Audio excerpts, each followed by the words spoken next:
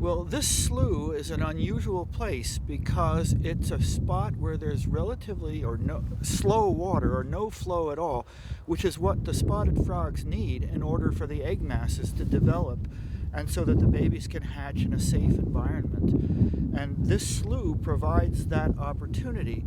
Now, it's really not the best possible place because the water flow has been going up and down in this channel as the river flow is adjusted over the recent years. But still, this is a population of these frogs which has managed to hold on right here. And so because these frogs are in such dire straits now, we really need to protect every one of these populations, and this is one of those that really needs protection.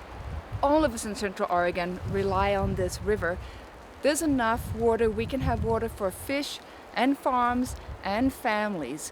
We need short-term, immediate solutions to resolve the problem with the extreme high and low flows that are impacting the river ecology. We need some intermediate solutions, and we need longer term. And where there's been some cooperation in getting flows down the middle Deschutes, below Bend, we have not had any success in improving flows in the wintertime in the upper river here below Wickiup.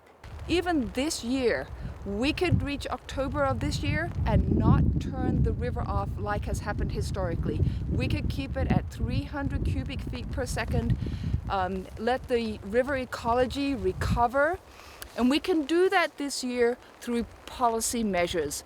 The different irrigation districts can share the water. There are different strategies developed by the Deschutes River Conservancy and the stakeholders involved with the Deschutes River, including the irrigators, ways that we can ensure that there's water staying in the river and all of the irrigation districts getting their supplies.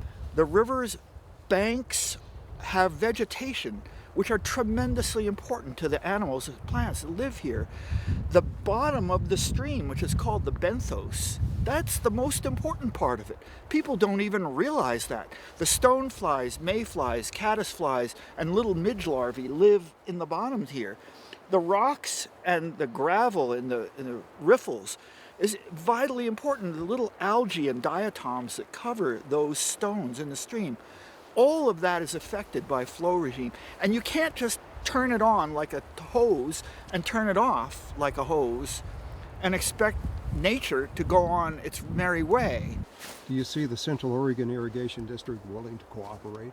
I do think they're willing to cooperate.